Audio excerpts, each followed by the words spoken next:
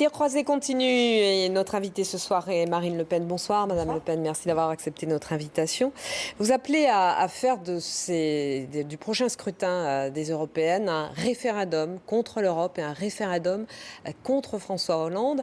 Alors on va commencer par l'Europe, puisque on est assez étonné que vous appeliez à un référendum contre l'Europe, alors que de sondage en sondage, les Français se déclarent attachés à l'Europe. Dernier sondage encore, près de 60% d'entre eux estiment que la France a intérêt à rester dans l'Union européenne. Oui, ça dépend des sondages et des instituts, parce que moi j'en ai vu un de Viva Voice il y a quelques heures seulement qui dit exactement l'inverse. Moi je crois que les Français ont pris conscience que l'Union européenne en réalité était nuisible pour la France. De manière majoritaire, ils ont compris que l'ouverture totale des frontières était une mauvaise chose, que nous n'avions plus la maîtrise de notre budget, que la politique d'austérité était directement dictée par l'Union européenne, que la concurrence internationale déloyale était un des axes forts de l'Union européenne et faisait souffrir l'emploi en France, etc., etc. Donc je ne crois pas du tout que les Français aient une vision positive de l'Union européenne. Et j'ai presque envie de vous dire que depuis 2005, où ils avaient déjà dit non à la Constitution européenne à 55%, je pense que cette défiance légitime à l'égard de l'Union européenne s'est considérablement aggravée. Encore ils n'estiment pas qu'ils seront en meilleure situation hors de l'Union européenne ou hors de la zone euro. On ne leur a pas posé encore cette question, mais il faudrait leur poser d'ailleurs. Ce serait bien de faire, c'est ce que je plaide. Moi, je plaide pour un référendum. Je plaide pour que les Français soient clairement interrogés sur ce sujet, qu'il y ait un vrai débat sur ce sujet. Car on se perd en conjecture sur les raisons qui font qu'on n'arrive pas à aborder les sujets de fond dans cette campagne européenne. Elle est pourtant courte.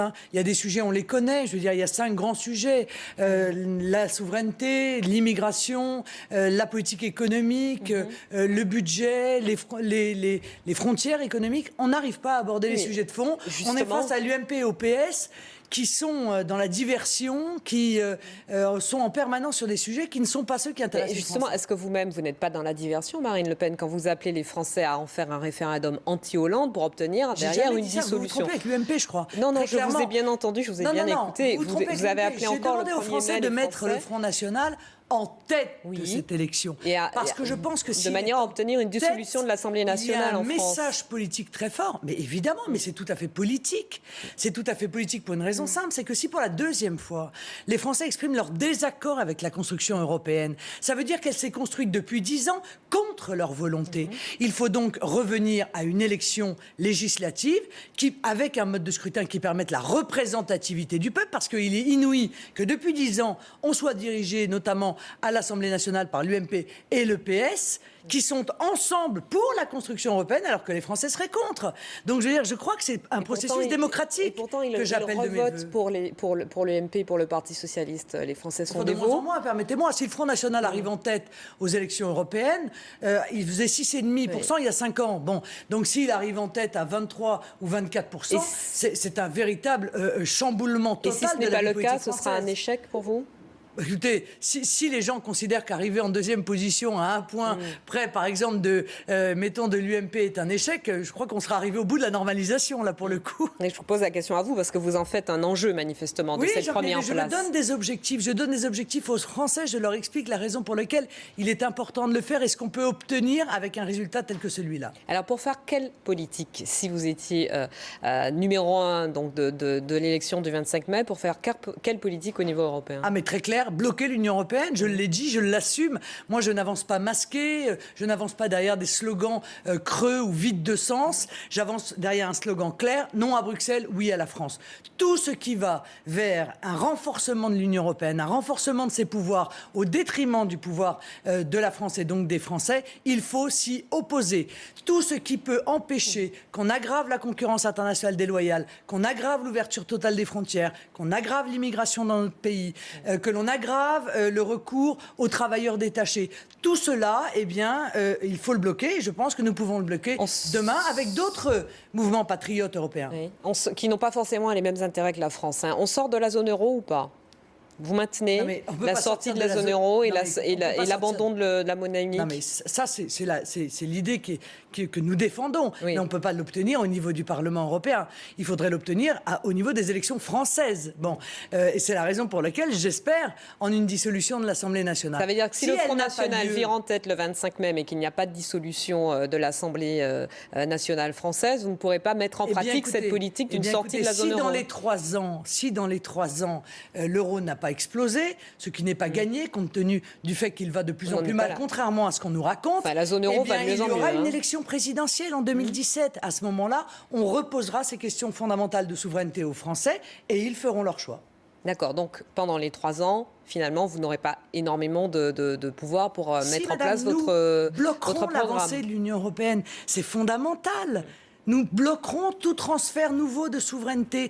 Nous bloquerons tout nouvel élargissement de l'Union européenne à des nouveaux pays. Élargissement dont je rappelle à M. Lamassoure, qui manifestement a des problèmes de mémoire, que Nicolas Sarkozy a supprimé le recours obligatoire au référendum pour tout nouvel élargissement et non pas, comme il le raconte partout, inscrit dans la Constitution. Enfin, C'est exactement Par l'inverse. exemple, l'Ukraine n'est pas prête de rentrer dans l'Union européenne, vu la situation dans laquelle elle est. Mais l'Albanie, mais la Macédoine, mais la Turquie, on continue. Enfin, la Turquie, ça fait quasiment 100 ans qu'on en ça parle fait avec la peut-être Turquie, 100 ans. donc on n'en est Mais pas là. on continue à ouvrir des chapitres d'adhésion. Il y en a eu 2 ou 3 qui ont été ouverts sous Nicolas Sarkozy. Oui. C'est très discutable. Vous parliez de la zone euro qui ne va pas bien. Pourtant, les résultats de la zone euro sont de meilleur en meilleur, sauf, enfin, en partie pour ce qui concerne la France. La zone euro est revenue à un déficit égal à 3% de son PIB. Des pays qui ont fait d'énormes efforts, qui ont consenti d'énormes efforts, comme la Grèce, l'Italie, l'Espagne, le Portugal, vont mieux.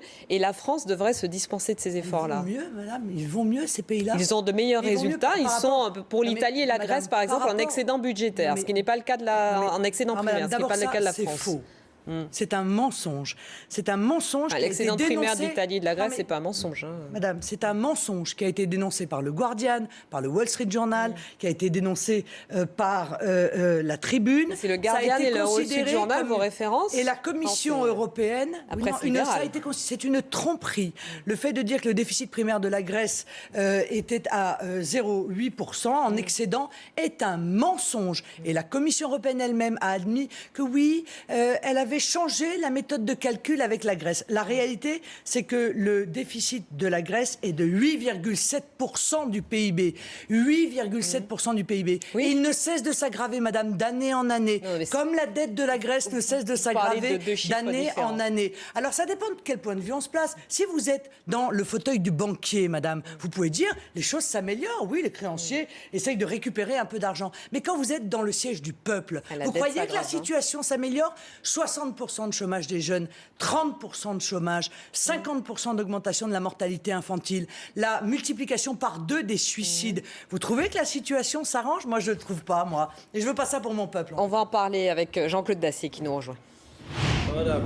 Bonsoir, Jean-Claude. Sur les européennes, vous plaignez, c'est vrai qu'il n'y a pas encore beaucoup de débats. Moi, je vous écoute, je vous lis, vous semblez en effet persuadé de votre victoire aux européennes. Et si vous n'êtes pas en tête, le soir du 25 mai, est-ce que vous considérez, est-ce que vous serez déçu? 2, est-ce que vous considérez que c'est un échec? Non, mais j'ai répondu déjà. D'abord, je ne suis pas sûr de moi. J'attends les élections. Je me bats pour cela parce que j'explique aux Français l'enjeu de permettre au Front National d'arriver en tête. Si tous ceux qui ont voté pour moi à la présidentielle se déplacent pour voter pour les listes bleu marine aux élections européennes, nous serons largement en tête. Et ce sera Vous y croyez, un allez, signal... vous y croyez quand même. Mais monsieur, je me bats pour cela. Certes. Je me bats pour cela, bien sûr. Et si, encore une fois, comme je le dis, si nous arrivons en 2e position, ça peut arriver à un point de différence de l'UMP, eh bien écoutez, si on considère que c'est un échec, c'est qu'encore une fois, la normalisation sera allée au bout de sa logique. Parce que nous serons passés de 6,5 à 5 ans à plus de 20% 5 ans plus tard. Vous admettez Oui. quand même une D'accord. montée spectaculaire. Moi, j'aimerais bien que vous m'éclairiez un petit peu, pardonnez-moi, votre slogan de campagne. Quand vous dites non à Bruxelles, oui à la France. Vous dites pas non à l'Europe, vous dites non à Bruxelles. Est-ce Oui. qu'il y a une subtilité là que j'invente et qui n'existe pas, ou est-ce que ça a une signification? Il n'y a pas une subtilité. Bruxelles, c'est le symbole C'est ça. de... Mais vous dites pas non à l'Europe. au concept européen, à l'avenir de la France en Europe? Non, mais l'Europe, je considère que l'Europe doit être une coopération entre des nations libres et souveraines. C'est clair, c'est un modèle radicalement différent de celui qui a été imposé. C'est le modèle qui a fait le succès d'Airbus, c'est le modèle qui a fait le succès d'Ariane. Or, l'Union européenne est une machine à broyer les peuples. C'est un monstre qui est en échec dans tous les domaines dont elle s'est occupée. Donc, je ne veux pas de cette construction politique forcée. Je ne veux pas que l'on aspire à la souveraineté des Français, leur liberté, leur maîtrise de leur destin, pour les transmettre à des technocrates non élus. Alors, je ne veux pas lancer le débat sur l'euro, on aura l'occasion d'en revenir, mais Audrey a raison, l'euro et la balance commerciale de l'Europe est positive. La nôtre, certes non, mais la zone euro dans son entité, dans son entièreté, est... Non, mais ça veut quand même dire que l'euro, même s'il est un peu élevé, il y a beaucoup de pays en Europe qui s'en sortent quand même. Non, monsieur, c'est faux. Les peuples sont en train de crever. Vous n'avez pas d'empathie à l'égard de ce que vit l'Espagne, à l'égard de ce que vit la Grèce. Vous trouvez que c'est digne Mais c'est de la faute à l'euro ou c'est de la faute au compte espagnol, au compte français ou au compte italien? C'est la question. C'est de l'euro. Voilà, c'est la faute de l'euro, clairement. Et aujourd'hui, on continue à sauver l'euro. On est en train d'organiser, monsieur Dacier, le 3e plan de sauvetage de la Grèce. Il n'y a qu'un malheur, c'est que sur les sommes qui vont être à nouveau versées, les milliards que l'on va prendre dans les poches aussi des Français et des autres d'ailleurs, eh bien 98% iront aux banques. Et 2% seulement ira à l'État grec, c'est-à-dire accessoirement peut-être un peu au peuple grec. C'est pas sauver la Grèce, ça. Ça veut dire qu'il faut faire un défaut auprès des banques On sauve les banques depuis des années avec l'argent des contribuables. Un mot justement sur ce point, puisqu'on est dans les taxes. La taxe Tobin, au fond, vous êtes pour ou contre? Il semble qu'on l'enterre ou qu'on s'apprête à l'enterrer à Bruxelles. Là, vous allez approuver ou pas? Alors, moi, je suis pour la taxation, une taxe financière. Vous n'avez pas de chance parce qu'il semble que... Mais c'est normal, monsieur Dacier, ça n'a rien d'étonnant. Ça n'a rien d'étonnant puisque cette Union européenne est dirigée par des banquiers, pour des banquiers. Par conséquent, tout ce qui va à l'encontre de l'intérêt des banquiers est stoppé par l'Union européenne. J'aimerais que les Français qui nous entendent comprennent. Nous sommes confrontés à deux groupes d'intérêts qui sont divergents, qui sont en opposition. D'un côté, il y a l'intérêt des peuples, de l'autre, il y a l'intérêt des marchés financiers. Ça ne vous choque pas que la bourse se porte très bien, mais que les peuples se portent de plus en plus mal? Plus le peuple se porte mal, plus la bourse se porte bien. C'est donc bien qu'il y a des intérêts divergents. C'est un peu rapide, Madame Le Pen. On va y revenir en deuxième partie de cette interview. On poursuit Tir croisé avec le journal de 18h30. Ça sera juste après la météo et on reviendra sur cette volonté des écologistes de réformer le système de garde à vue en France. À tout de suite. Avec la deuxième partie de l'interview de Marine Le Pen, d'un mot Marine Le Pen, parce qu'on avait dit tout à l'heure qu'on y revenait sur la question de la situation des différents pays de la zone euro. Selon les chiffres, en tout cas, que vous contestez, cette situation s'améliore pour beaucoup de pays, y compris des pays qui sont en grande difficulté, comme la Grèce, comme l'Espagne, comme le Portugal, comme l'Italie. Pourquoi la France... C'est-à-dire, madame, ça c'est-à-dire. Ce sont les chiffres, le chômage notamment, notamment la pauvreté le chômage baisse. Le chômage baisse, par exemple, en Espagne et au Portugal, même si les chiffres restent très élevés. L'Italie, et la Grèce sont ce qu'on appelle en excédent primaire. C'est faux, madame. Ce n'est pas le cas de la France. C'est faux, madame. Ce sont les chiffres, ça a été madame. Non, ça a été dénoncé. La Commission, je vous l'ai dit, a admis qu'elle avait utilisé pour la Grèce un système de calcul spécifique à la Grèce. C'est faux. Et c'est faux pour l'Italie aussi, parce que ce sont les chiffres retenus par le gouvernement italien. 8,7%. Alors récupérer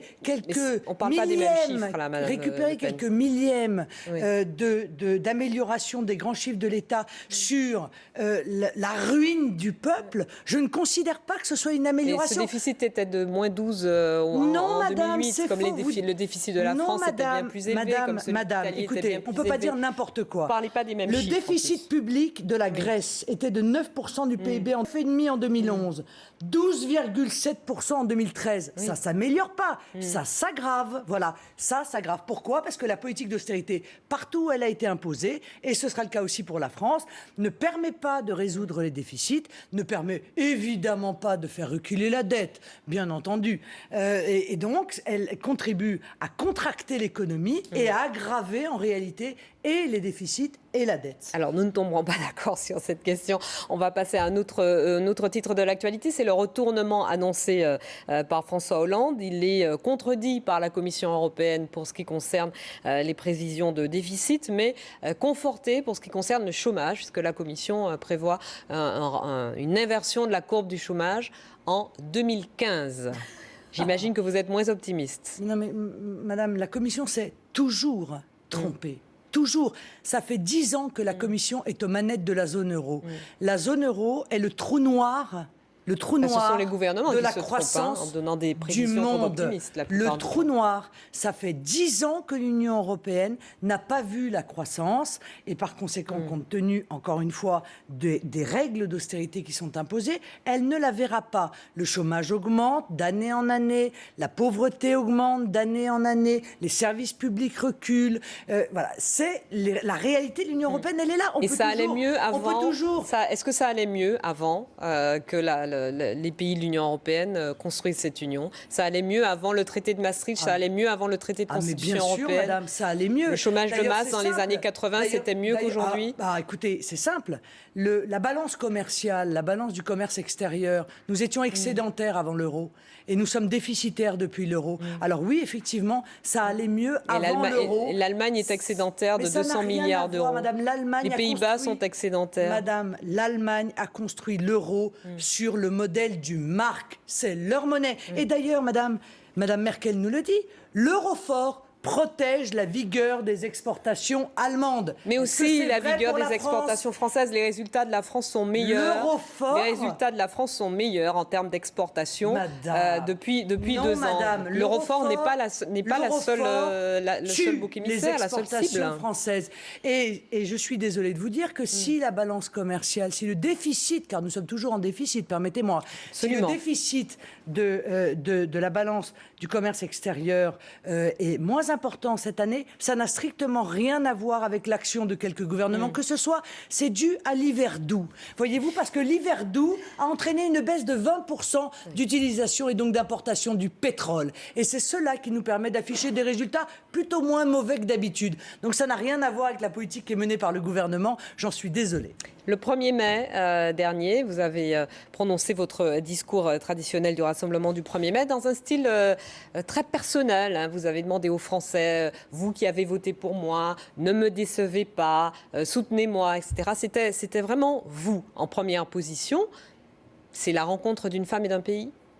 Oui, je le crois. Je crois qu'il y a une relation qui se crée avec les Français. Je veux qu'ils comprennent que seul je ne peux rien faire, que le sursaut doit venir d'eux, que c'est de leur responsabilité, que c'est leur démarche, et notamment celle d'aller voter, qui pourra changer leur situation, celle de leurs enfants.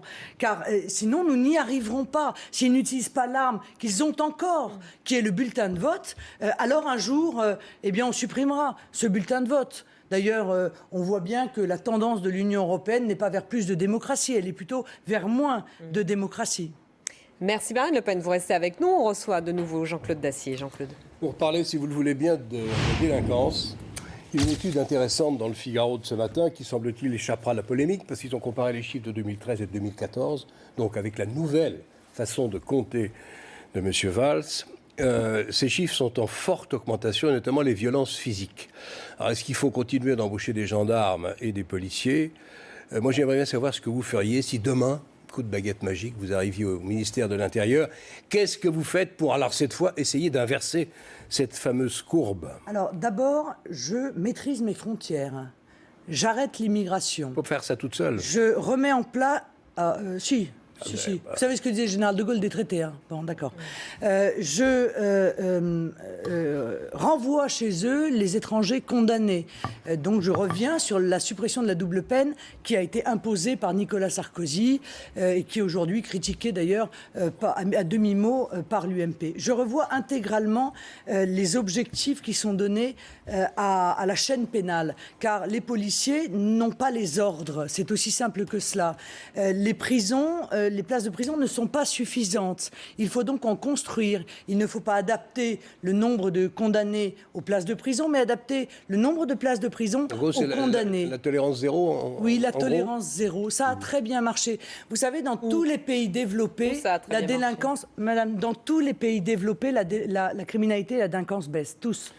Je ne vous demande pas ce que vous pensez de la loi pénale. C'est la réalité. Et donc, c'est donc un problème de gouvernance. C'est un problème de laxisme généralisé auquel on assiste. Et on le voit bien que les Français le vivent très bien parce qu'ils sont victimes de plus en plus nombreux d'actes de délinquance et de criminalité. Les policiers le disent. Ils ont été désarmés moralement. Et il faut réarmer moralement la police. Je ne vous demande pas ce que vous pensez de la loi Taubira qui va venir en discussion au mois de juin. On aura l'occasion d'en reparler. Je ne pense pas que vous en pensiez beaucoup de bien.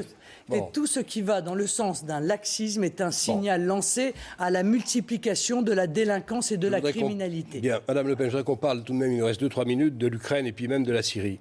L'Ukraine qui se retrouve pris dans une mécanique infernale qui semble menacer l'existence même de ce pays. On a une élection présidentielle qui est prévue pour le 25 mai. Est-ce que vous pensez que l'Ukraine a encore un avenir en dehors de la zone d'influence soviétique, enfin russe maintenant, en dehors de la zone d'influence de M. Poutine? Est-ce que tout le reste, c'est du rêve? Et que l'Ukraine ne s'en sortira qu'en acceptant cette dure loi qui date des années 40-45, mais dans laquelle on est encore. Oui. Bon, alors, permettez-moi de vous dire d'abord que je tiens beaucoup à ce que l'Ukraine puisse préserver sa souveraineté et son unicité. Bon.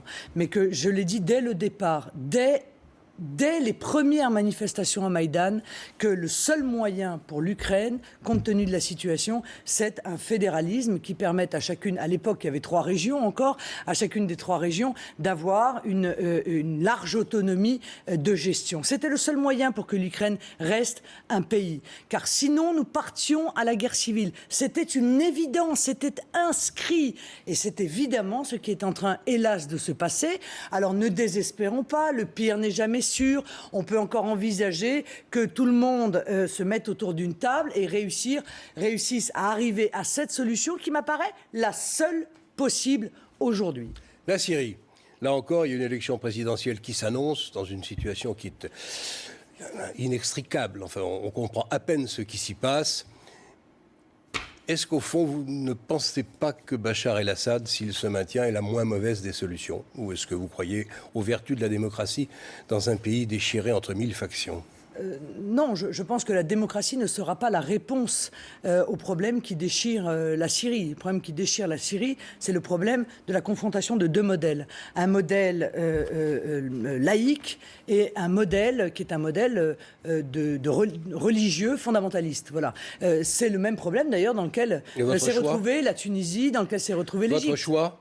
Plutôt... moi, je préfère un gouvernement laïque. Donc, au fond, Bachar el-Assad serait un moindre mal? Si vous voulez, il faut être honnête que le gouvernement autoritaire, certes autoritaire, hein, mais laïque de Bachar el-Assad préservait les minorités, et notamment les minorités religieuses et ethniques, permettait aux gens de vivre avec un minimum de liberté. Quand on voit ce qui est devenu la Libye, dont on ne parle plus jamais, M. Dacier, c'est quand même étonnant, hein, c'est-à-dire sous le joug des fondamentalistes islamistes dont la première décision a été de mettre en œuvre la charia et qui depuis mène une véritable épuration ethnique et religieuse sur le territoire de la Libye sans qu'aucune des grandes âmes européennes, ni d'ailleurs occidentales, ne le dénonce, eh bien oui, on est obligé d'admettre cela. Voilà. Mais le mieux, encore une fois, ce qui aurait été mieux, c'est de permettre à un gouvernement qui